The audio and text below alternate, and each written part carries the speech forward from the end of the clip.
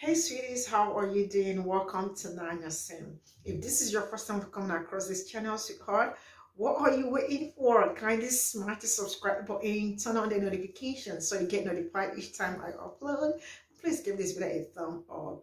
I appreciate you. You are gonna love it here. So today, there is actually something that I saw on TikTok and I was like, yo, my family would you definitely gonna like it. And what happened? Okay, a white woman was actually crying and was calling black women, like, to help her out. And I don't want to really go into the details because, like, it's something I want you to watch, and then, like, you're also going to see the response she got from other people, white women, and the rest of it. All right, sweetheart, let's get into this. You definitely will like this one, and this is not something you want to miss out. You are an African American mother. I need your help, please. Last night, my son was standing inside of the 7-Eleven in our hometown, like he does 4 or 5 times a week, when a white woman came in and decided to start screaming that my son was pulling a gun on her. My son had been in the store before her. My son went to get his phone and some change out of his pocket to see how much money he had. And this woman decided to start screaming that my son was pulling a gun on her. And damn near got my son shot. Yeah, we've been here before. Yes, we have. Okay, but I don't know what to say. What do I say? What do I say to my 13-year-old son when he looks at me with his big, beautiful brown eyes and says, why do they think that of me at 13? Why? What am I doing to make them think that of me? We know they're not doing anything. So, I'm going to say that I am really, like, my heart really goes out to her, like, that she has to go through this, and sorry to the son, but, the truth is that this cycle really had to end, and anti-Semitism must stop. She's calling black woman. I think she is calling the wrong people to assist her. The right people to call is the white women. Yes, to assist her, because this is actually what black women go through on daily basis, right? And awareness has been created. Almost everything, like, wait, she is calling black women to assist her do her job, like do their job. Or like, how are we supposed to do the job? And I feel like white women, like, have the power to end racism, because it's something black women have, like, done, try doing, and all that. It's not working. And then when you think about it, who are all those people, like, creating all this racism, pulling gun and all that? It's white people, right? It is not black. White people, right? So first, if you want something to, like, if you're all asking for help and you are asking the wrong people, so you don't want, like, they should not be the one to do your job. But then, you know what? Let's get into the stitches so we'll see what they got to tell us. All right, here we go.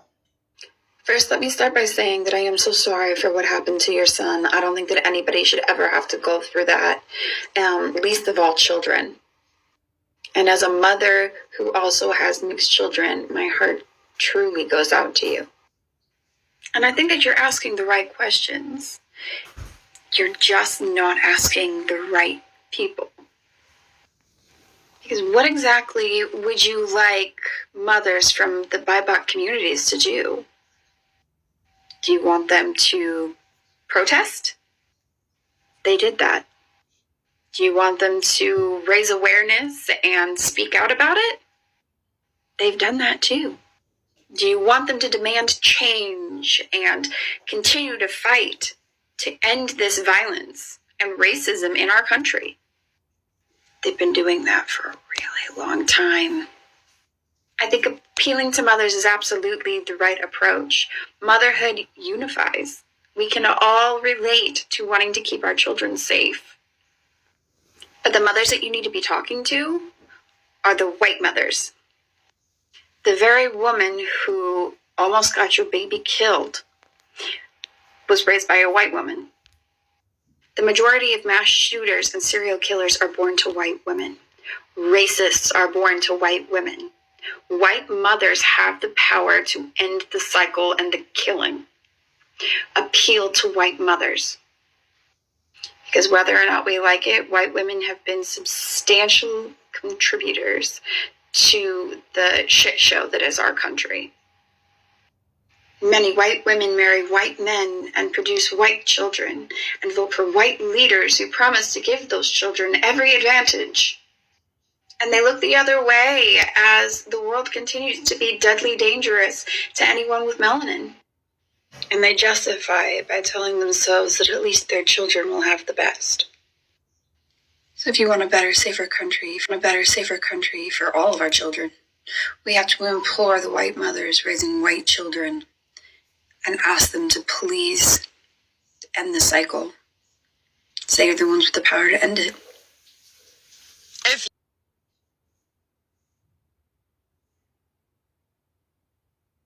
All right, let's get into the next one. Hi.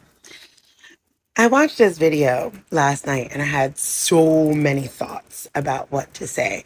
And I ran through so many emotions. And I'm going to try to lay this out with as much love and truth as I possibly can. And I hope you receive it in that vein, right? You, have your comments turned off. So I'm not sure if you're actually looking for some help. But I want you to notice a few things here. One, this is the plight of Black women, Black parents, Black people, every single day since we've been drugged here. This is the realization that has to happen when white women have Black children. And this is why I'm like, there's no biracial. You are either coded as white or Black. And those things come with very real implications in a white supremacist system that is violent actively to Black bodies, okay? Second thought of mine, there's some peak white woman audacity in this for you to come crying and asking Black women to do the labor of you talking to your own people that are threatening your child's life. This is what I mean by there's no privilege in whiteness. It only brings us closer to violence. Period. Third thing, where is your Black community? Y'all have children with Black men, and I blame them too. I swear to God, I blame them too for not being intentional and not unpacking and decolonizing why they seek out white women who are not prepared to raise Black children. Where's your Black community? Because he should not be 13 and not understand why this is happening to him. Fourth thing, this is your job. You're a mother. You're his mother. And you're a mother to a Black child. Not mixed. Not biracial. That child is Black. And you need to deal with the dismantling of white supremacy. This is what we worry about with our children all the time. All the time. Every day. 24 hours a day, 7 days a week. The most revolutionary thing we do as Black people is procreate.